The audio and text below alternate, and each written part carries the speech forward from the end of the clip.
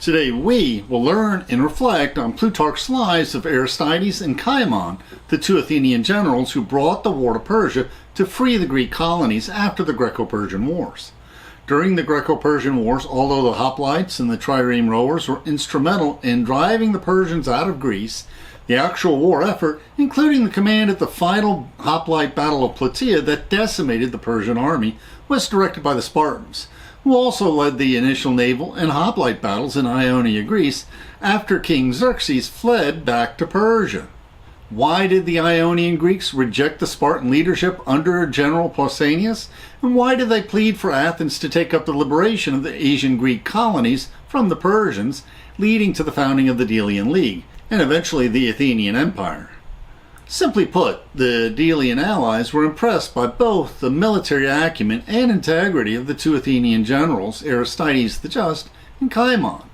We will also reflect on how the Spartans embarrassed Kimon, who was the general who was their best friend in Athens, and how this contributed to the outbreak of the Peloponnesian Wars. This video is in the first set of videos where we examine both the history and Plutarch's moral biographies of the key Athenian leaders before and in the first years of the war. Studying the lives of Aristides and Cimon helps to explain the transition from the Greco-Persian Wars to the Peloponnesian Wars. And in this final set of videos, we will examine both history and the Plutarch's moral biographies of the key Athenian and Spartan leaders during and ending this first great war of history. At the end of our talk, we'll discuss the sources we use for this video. Please feel free to follow along in our PowerPoint scripts posted to SlideShare. Please, we welcome interesting questions in the comments. Let us learn and reflect together.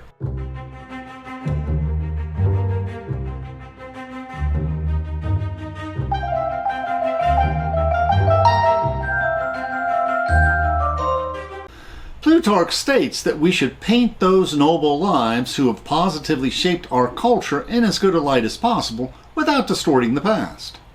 As Plutarch says, when painters are faced with a slight blemish in the beautiful and pleasing figures they portray, we do not expect them either to omit them entirely or to stress them. But by the same token, since we cannot paint a man's life as entirely free from shortcomings and blemishes, we should supply the truth, confident in its veracity when dealing with the good aspects of our subjects' lives. However, when flaws or defects which, prompted by emotion or by political necessity, taint his actions, we should regard them as lapses from virtue rather than as vices. We should not then be eager to overemphasize character flaws, as nobody is absolutely good or unequivocally virtuous. We can also use this approach to interpret the actions of the people we deal with every day at work or in politics. Since we prefer studying history to learn moral lessons, we will look at the noble lives of these two Greek heroes as told by Plutarch.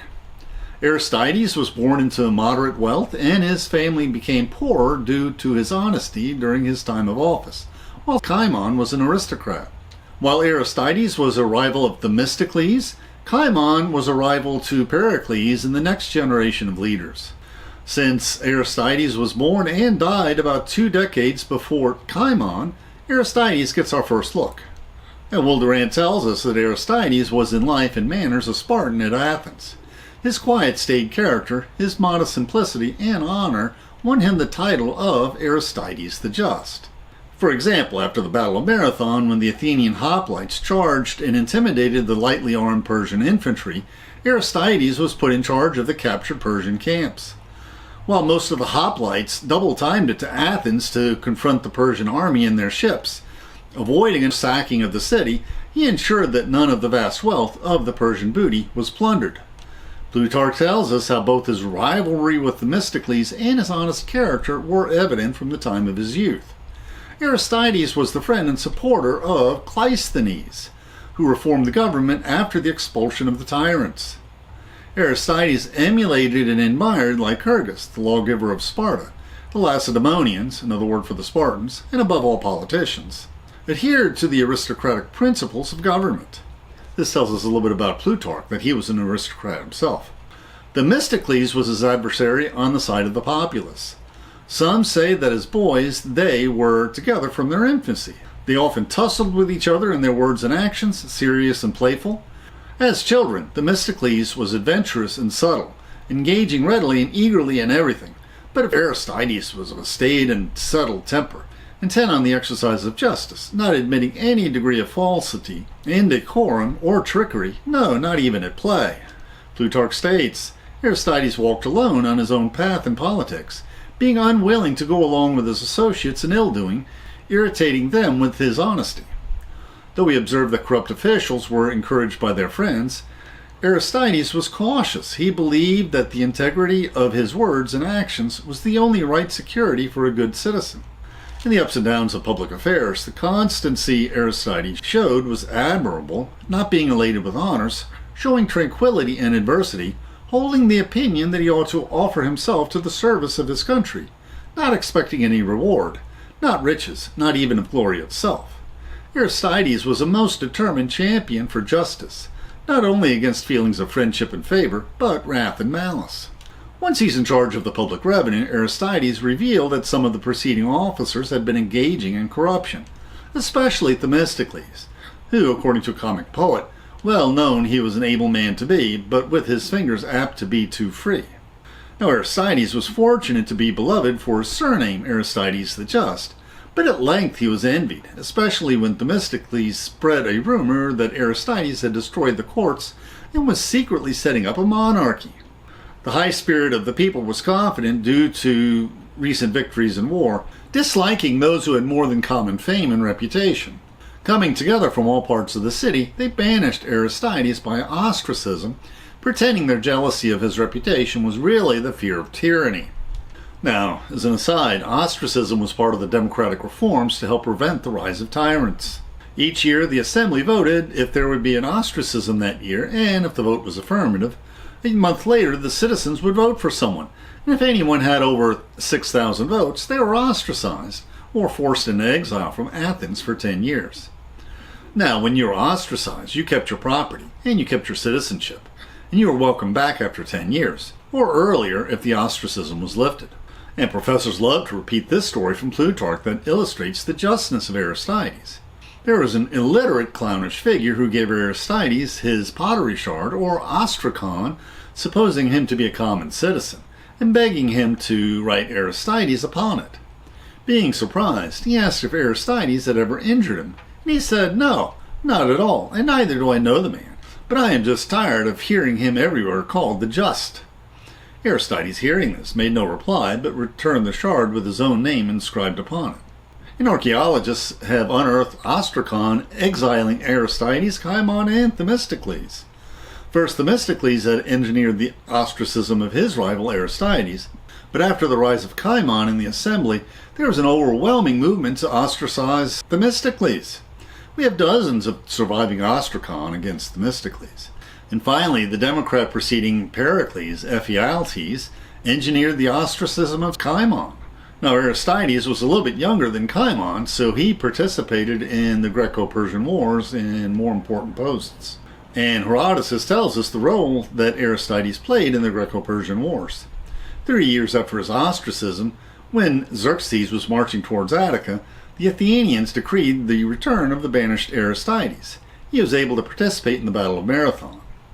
Aristides put himself at the service of Themistocles as a counselor during the war. Before the Battle of Salamis, Aristides advised Themistocles that the Persian fleet surrounded the Greek triremes. When the battle was joined, Aristides led the hoplites across the bay to kill the Persians who were waiting on the beaches for their hapless Athenian foes. After the Persian naval defeat at the Battle of Salamis, after King Xerxes fled back to Persia with much of his army, the Persian general Mardonius sent a rather arrogant embassy to the Athenians demanding surrender. Aristides replied, "As long as the sun retains the same course, so shall the citizens of Athens wage war with the Persians, for the country which they have wasted and the temples that they have profaned and burnt." And in the next year, when the armies of Persia were still maneuvering, trying to find an advantageous time to attack the Greeks, Alexander, king of the Macedonians, and he's of the same line of Alexander the Great many generations later, rode into the camp and said this to Aristides: "Tomorrow the Persian general Mardonius will attack, urged not by any hope of success or courage, but by shortages of food and supplies, since indeed the prophets warn him that the sacrifices and oracles are unfavorable for victory. So his army is despondent and anxious. Aristides shared this information with General Pausanius, and the Greeks prepared for the Battle of Platea. Now the Spartans organized an orderly retreat since they were running out of food and water. Now there was a gap in the line because one Spartan commander refused to withdraw his Spartan regiment. Plutarch tells us of the drama of the moment. The Spartan Amphiaraus, a brave and daring man, had long desired to fight, resenting the lingering and delays. Calling the moving of the camp a mere running away, protested that he would not desert his post, but would remain with his company and face the charge of the Persian general Mardonius. When the Spartan general Pausanius told him that he should honor the common vote and determination of the Greeks, Amphiaraus lifted up a great stone and flung it at Pausanius' feet, then said, "By this token do I vote for the battle, nor do I have any concern with the cowardly consultation and decrees of other men." Now, usually such foolish insubordination invites disaster, but history was kinder in this instance. The Persians were enticed to attack this gap in the line, and the Greeks quickly overcame them, Plutarch tells us. The Persians, holding their wicker shields before them, shot their arrows among the Lacedaemonians. But the Spartan hoplites, staying together in a phalanx, fell upon the Persian enemies, forced the shields out of their hands, and striking their pikes at the breasts and faces of the Persians, overthrew many of them, grabbing their enemies' spears with their bare hands and breaking many of them. In the succeeding melee, after the Persians fled back to their camp, the Greeks broke into the palisades of the Persian camp and massacred most of the Persian soldiers.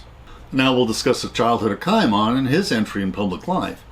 And Herodotus does have some passing references to young Kimon in the first years of the Greco-Persian Wars, but we hear of his exploits in the years after these wars, when he was one of the Athenian generals elected to help free the Greek colonies in Asia Minor to throw off Persian rule. Plutarch tells us about the childhood of Kimon. His father Miltiades died in prison, and the young Kimon was left completely alone along with his sister. First, he had a poor reputation in Athens and was known to his discredit for his lack of self-control and for his heavy drinking and for taking after his grandfather Kimon, who was so stupid apparently that he was called the dunce. Then Plutarch has these unsettling comments on how some contemporaries said he married and committed incest with his sister, in part because she could not find a husband due to her poverty. Kind of questionable, but that's what the rumor said. But then Plutarch says that otherwise, Kimon's character was both admirable and noble. He was as brave as Miltiades and intelligent as Themistocles, and more honest than either of them, but not more just than Aristides the Just, of course. Now Kimon's entry in public life was welcomed by the common people, who were fed up with Themistocles.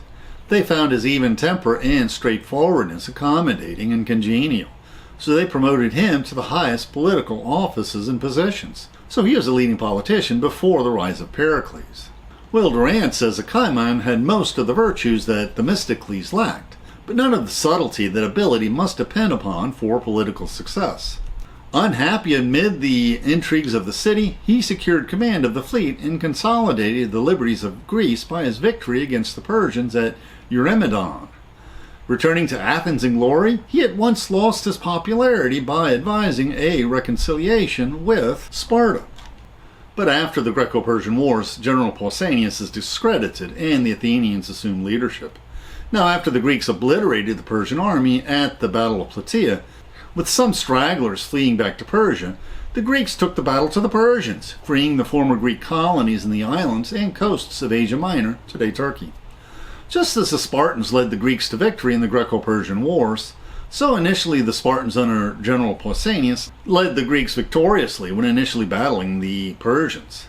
But Pausanius fell victim to the old Greek warrior sin of hubris, of snatching defeat from the jaws of victory through arrogance that offends the gods and their fellow citizens. Kimon then brought the battle to the Persians, who were allied with the Thracians in the town of Ion in Thrace in northern Greece. And Kimon's defeat of the Persians won fertile and attractive lands for the Athenians to colonize. This pleased the Athenians, for up to now their resistance to the Persians prevented disaster. But under Kimon the tables were turned. Now they made enemy territory the theater of war, wreaking havoc, acquiring extra land and colonies. Plutarch tells us how both Kimon and Aristides showed they were not as imperious as Pausanias, and were quicker to listen to the concerns of the allies. For instance, Kimon was an Athenian general in these battles against Persia, And Plutarch tells us that during these campaigns, Chimon's troops were wonderfully disciplined and far more highly motivated than any of the other contingents. But at the time when Pausanius began to write letters to the Persian king betraying Greece, he also began to treat the allied forces with willful cruelty and violence. Kimon listened sympathetically to the grievances of Pausanias' victims and dealt with them in a kindly fashion.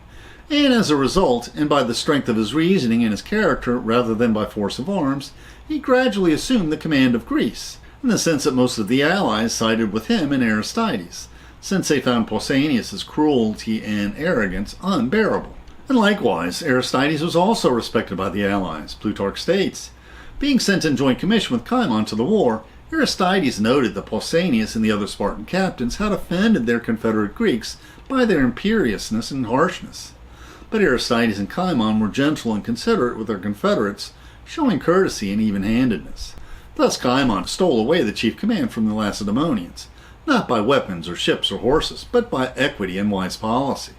The Athenians were endeared to the Greeks by the justice of Aristides and by Chimon's moderation, while the tyranny and selfishness of Pausanias rendered the Athenians more desirable. And the last straw incident shaming Pausanias concerned a Byzantine aristocrat named Cleonis, whom he lured into the camp. One night she knocked over a lampstand, and in a panic Pausanias stabbed her to death, thinking she was an intruder, or at least that's the story Plutarch heard. The ghost of Cleonis haunted Pausanias continually, repeating this epic line, "Draw closer to justice. Violence spells certain doom for men," which made her sound more like a Delphic oracle than a ghost. And the story goes on that he begged the ghost for forgiveness, but she would only relent when he arrived back at Sparta, where his days were numbered. Plutarch states the consequence was that the sea captains and generals of the Greeks of Asia Minor came to Aristides and requested him to be their general, so they could relinquish the Spartans and come over to the Athenians. And Plutarch also continues, the magnanimity of the Lacedaemonians was wonderful. When they perceived that their generals were becoming corrupted by the greatness of their authority, they voluntarily laid down the chief command, pulled out of the wars, choosing rather to have citizens of moderation consistent in the observance of their customs rule over them than to possess the dominion of all Greece. And discussing Aristides as general and his virtues, Plutarch tells us that even during the command of the Lacedaemonians, the Greek paid a certain contribution towards the maintenance of the war, each city desiring to be assessed fairly, and they desired Aristides of the Athenians and gave him command surveying their country and revenue to assess everyone according to their ability and what they were worth. The states of Greece were submitting their affairs to the sole management of Aristides, beginning poor, becoming poorer, laying the tax not only without corruption and injustice, but to the satisfaction and convenience of all. For as the ancients celebrated the age of Saturn, so the confederates of Athens celebrated the taxation of Aristides, calling it the happy time of Greece, and that more especially as the sum was in a short time doubled and then afterwards trebled. It was increased again first by Pericles and then by the demagogues following him. And Plutarch quotes Themistocles saying that once he thought that the highest virtue of a general was to understand and predict the measures the enemy would take. And to this Aristides replied, "This indeed, Themistocles, is simply necessary, but the excellent thing in a general is to keep his hands from taking money." Now Aristides made all the people of Greece swear to keep the league, and he took the oath in the name of the Athenians, flinging wedges of red-hot iron into the sea after curses against those who chose to break their vow before the time those irons would float on the surface of the sea. In other words, the Delian League was to be forever.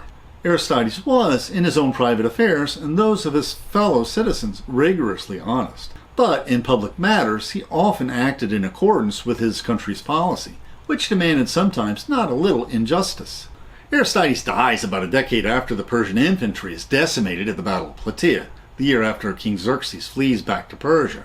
He lived to see the ostracism of his rival Themistocles, but before the rise of Pericles. Some say that he died in Athens, some say he died while on campaign in the Black Sea, but he died so poor his family could not pay for his funeral. And so we'll discuss Kimon as general and his virtues. In the ancient world, though the wealthy were rarely taxed, often they paid for the many festivals and functions that in modern times would be paid by the states. For example, not only did Kimon open his orchards to the common people, as did Pericles after him, but he also looked after the welfare of many poorer citizens. And Plutarch notes that Kimon arranged for a meal every day at his house, not a fancy meal, to which anyone could come, if he was poor, and have a nourishing meal without any bother, so he could concentrate on his public duties. And also a story was that a group of Kimon and his friends carried around huge quantities of cash and would approach poor people of the better type and quietly drop coins into their hands. And his well-dressed friends were also known to swap clothes with an elderly man whose clothes were shabby. The story of Kimon and his friends remind us of similar stories of how St. Francis traded his rich clothes with the rags of beggars. And in the ancient and medieval worlds, tremendous amount of labor was needed to manufacture a single bolt of cloth, and even many wealthy citizens only had a few changes of clothes, so expensive were they. Plutarch repeats Thucydides when he says that the Delian allies becoming subject to the Athenians was their own fault, when after the Persians were eliminated as a threat to the Greeks, they chose to pay tribute to Athens in place of ships and soldiers. The other Athenian commanders wanted to pressure the allies to continue contributing ships and soldiers, causing resentment, but Kimon relented, increasing their tribute instead. And Plutarch states, before long, Kimon used the money and wages provided by the allies to make Athenians the master of those who paid him. Thus the Athenians were always at sea and constantly under arms, becoming seasoned and trained fighters, so that allies acquired the habit of fearing and incurring favor with the Athenians, gradually becoming tribute-paying subjects rather than allies, and lost their freedom. And Plutarch states that as for the great king of Persia himself, no one did more to humble and curb his pride than Kimon. He readied a vast fleet of 300 triremes, especially widened to transport a larger contingent of hoplites on several decks. In a one-key encounter, the Persian ships ran for cover in a river, but then sailed out with their fleet of 350 or 600 ships, depending on which source you believe, to meet the Athenians.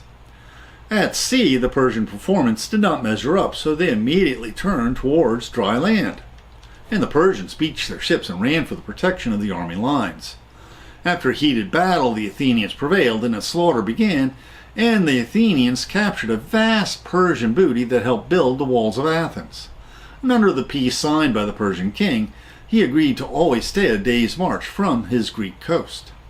Plutarch states that Kimon was always pro-Spartan. He even named one of his twin sons Lacedaemonius, and the Spartans reciprocated. And one reason why the Spartans tolerated the rise of Athenian power was out of respect for Kimon. And Plutarch tells us Kimon was the Athenians' main negotiator when there was business to conduct with other Greeks, because of his ability to deal courteously with the allies and remain on good terms with the Lacedaemonians. This friendship was put to the test when a severe earthquake struck Sparta. Plutarch tells us gaping holes appeared in many places where the land had collapsed. The shocks broke off the peaks of Mount Taygetus, and you can see Mount Taygetus in the picture. And the city itself was completely destroyed, with only 5 houses left standing, and all the rest razed by the earthquake. The earthquake killed many young men exercising in a gymnasium that collapsed on top of them. King Archidamus immediately called up the citizen army, standing down hordes of helots that rushed in to take advantage of the chaos to revolt. Some scholars speculate that the population of Sparta never recovered from this demographic disaster. A delegation was sent to Athens, and Kimon encouraged the Athenians that they should assist the Spartans, arguing that they should not allow Greece to become lame or Athens to lose its yoke fellow. But after the arrival of Kimon at the head of an Athenian army to assist in putting down the Helot revolt, Plutarch tells us, the Spartans became nervous about the courage and brilliance the Athenians displayed. The Spartans dismissed Kimon and the Athenian forces on the grounds that they were fomenting revolution. The Athenians were the only allies treated in this way, and when the army arrived home, the Athenians were furious and soon voted to ostracize Kimon. Will Durant says that the oligarchic party was so demoralized by this fall that for 2 generations the government remained in the hands of the Democrats. During his exile, Kimon and his armed retinue joined the Athenian hoplites when they pursued the Spartans on their way home from an attack on Delphi one year. This convinced the Athenians to revoke their ostracism of Kimon. Soon afterwards, Kimon negotiated a peace between Athens and Sparta, and Kimon resumed his command of the Athenian forces. And at the time of the Egyptian campaign, Kimon lost his life during the Battle of Sicyon on the island of Cyprus. This was the birthplace of Zeno of Sicyon, the first Greek Stoic philosopher. Plutarch closes by noting, Chimon's death spelled the end of the days of glorious exploits by Greek commanders against the Persians. Afterwards, under the influence of demagogues and warmongers, the Greeks were turned against one another, and with no one to keep them apart, they clashed in a series of wars which gave Persia time to recover, and which sapped Greece's strength to an incalculable degree. Now we'll discuss the sources we use for the video. Since all of our videos on the Peloponnesian War access many of the same sources, we cut another video reviewing these sources. Plutarch used the history of Thucydides as one of his main sources, so for Aristides and Cimon, he repeats much of what Thucydides has to say about these two great men. All of these sources, including Thucydides, Plutarch, and Will Durant, are all a joy to read. The Life of Kimon by Plutarch in the Robin Waterfield translation was much easier to read than the Life of Aristides in the Dryden translation. The YouTube description includes a link to our PowerPoint script that we uploaded to SlideShare and also our blog.